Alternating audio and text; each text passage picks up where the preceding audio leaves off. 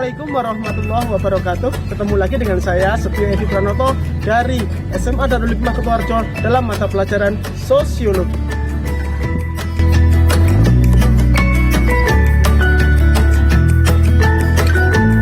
Sosiologi ada beberapa yang harus benar-benar kita pahami. Pertama adalah pengertian sosiologi. Kedua adalah ciri-ciri sosiologi. Ketiga adalah hakikat sosiologi. Dan keempat adalah kegunaan sosiologi. Sosiologi merupakan sebuah cabang ilmu sosial yang membicarakan tentang masyarakat. Sosiologi awal kemunculannya ada di daerah Eropa, yaitu di daerah Prancis, karena di sana terdapat revolusi industri dan revolusi Prancis yang kemudian menggugah masyarakat untuk selalu melihat permasalahan-permasalahan yang ada di dalam masyarakat. Bicara tentang sosiologi pertama kali yaitu Auguste Comte. Beliau seorang ahli dari Prancis yang mengemukakan bahwa sosiologi merupakan sebuah ilmu sosial untuk mengentaskan atau menyelesaikan tentang permasalahan masyarakat, sehingga beliau disebut sebagai bapak sosiologi. Sebenarnya jauh sebelum ada Auguste Comte, seorang ahli dalam agama Islam yaitu Ibnu Khaldun telah menjelaskan tentang masyarakat. Jadi di sini dapat diambil kesimpulan bahwa ilmu-ilmu keislaman itu sudah ada yang mempelajari tentang masyarakat. Pertama yaitu tentang pengertian sosiologi. Pengertian sosiologi dibagi menjadi dua. Yang pertama adalah secara etimologis atau pemenggalan suku kata. Yang kedua adalah secara harfiah. Yang pertama, sosiologi dibagi menjadi dua kata. Yang pertama adalah sosius dan yang kedua adalah logos. Sosius berarti ilmu dan logos berarti kawan atau teman. Jadi sosiologi adalah ilmu yang mempelajari tentang pertemanan. Secara harfiah, sosiologi adalah ilmu yang mempelajari tentang masyarakat. Karena kalau kita melihat masyarakat di Indonesia pada khususnya adalah sekumpulan manusia yang memiliki banyak sekali masalah. Sehingga penting di dalam sosiologi untuk mempelajari tentang permasalahan sosial agar kita tahu bagaimana cara untuk mengatasi permasalahan-permasalahan sosial tersebut. Ya, kita berbicara tentang ciri-ciri sosiologi. Ciri sosiologi yang pertama yaitu empiris. Empiris merupakan kajian ilmu yang berdasarkan fakta yang ada di lapangan. Berarti ini adalah sesuatu yang nyata yang harus kita lihat. Yang kedua adalah teoritis. Teoritis berarti abstraksi dari hasil observasi, yaitu adalah kita mendeskripsikan setelah kita melihat suatu kenyataan, kita pikirkan dengan teori-teori atau dengan tanggapan-tanggapan yang ada di dalam diri kita. Selanjutnya, yang ketiga adalah kumulatif.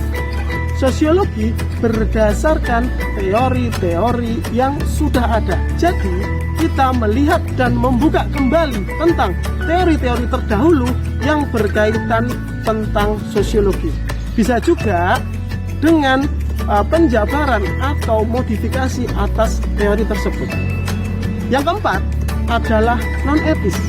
Di dalam non-etis, kita tidak diperbolehkan untuk mengecap atau mendikte, atau kita itu istilahnya adalah kita melihat sesuatu kenyataan berdasarkan pemikiran kita. Tetapi di dalam sosiologi, non-etis adalah tidak boleh berdasarkan baik dan buruk fakta di lapangan. Kita harus menyampaikan yang baik seperti apa, yang buruk seperti apa. Itulah non-etis. Untuk bahasan yang ketiga yaitu sifat hakikat sosiologi. Sifat hakikat sosiologi yang pertama adalah sosiologi merupakan sebuah rumpun ilmu sosial.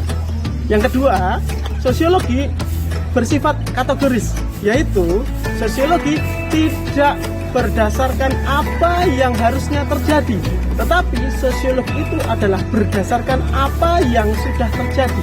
Jadi kita tidak bisa berangan-angan di dalam sosiologi. Yang ketiga, sosiologi adalah sebuah ilmu murni, bukan ilmu terapan. Karena jangkauan atau cakupan dari ilmu sosiologi itu sangat luas. Makanya sosiologi disebut ilmu murni. Yang selanjutnya, sosiologi merupakan ilmu yang abstrak. Arti dari abstrak sendiri adalah sesuatu yang tidak bisa kita lihat, tidak bisa kita raba-raba, dan tidak bisa kita prediksi. Dalam bahasan selanjutnya, kita membahas tentang kegunaan sosiologi. Kegunaan sosiologi ini berbagai macam. Kenapa sosiologi sangat berguna dalam kehidupan masyarakat? Lah, ini sangat penting.